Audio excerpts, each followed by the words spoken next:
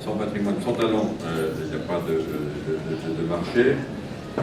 Et puis, il y a un secteur des entreprises extrêmement dynamique, extrêmement riche, que vous constituez évidemment et que je vais m'efforcer de développer, que vous donnez les moyens de développer.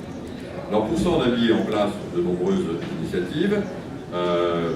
Par exemple, le soutien aux créateurs de contenu. Donc 3 ans après son adoption, je peux partager avec vous un bilan positif sur la réforme du droit d'auteur. Cette réforme, elle a apporté des modifications assez notables dans le fonctionnement du marché, notamment en renforçant la position contractuelle, souvent plus faible, il faut bien le dire, des auteurs et des artistes-interprètes, grâce à une rémunération qui est un sujet majeur, évidemment, qui est plus équitable.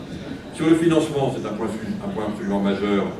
Le programme d'Europe créative Média offre un soutien qui est clair, qui est concret, que vous connaissez bien, qui a maintenant un grand succès parmi les professionnels du secteur. On n'a pas ménagé, je veux dire, au niveau européen, nos efforts financiers, avec un budget de 1,4 milliard d'euros, qui est en hausse, par parenthèse, de 80% depuis le début de mon mandat.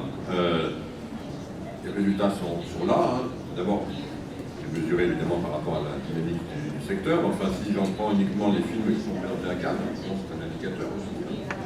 Il y a 14 des films présentés cette année qui ont été soutenus par Europe Créative Média, dont 9 en sélection officielle, 4 en compétition pour la Palme d'Or et 2 pour la Carrière d'Or. On leur souhaite évidemment le plus grand succès.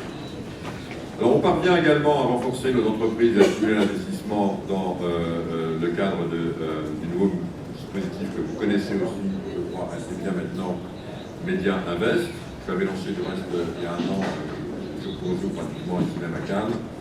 On a déjà reçu de nombreuses propositions qui sont en train d'être étudiées et finalisées. On va annoncer du reste d'ici quelques semaines la signature d'un premier accord et on est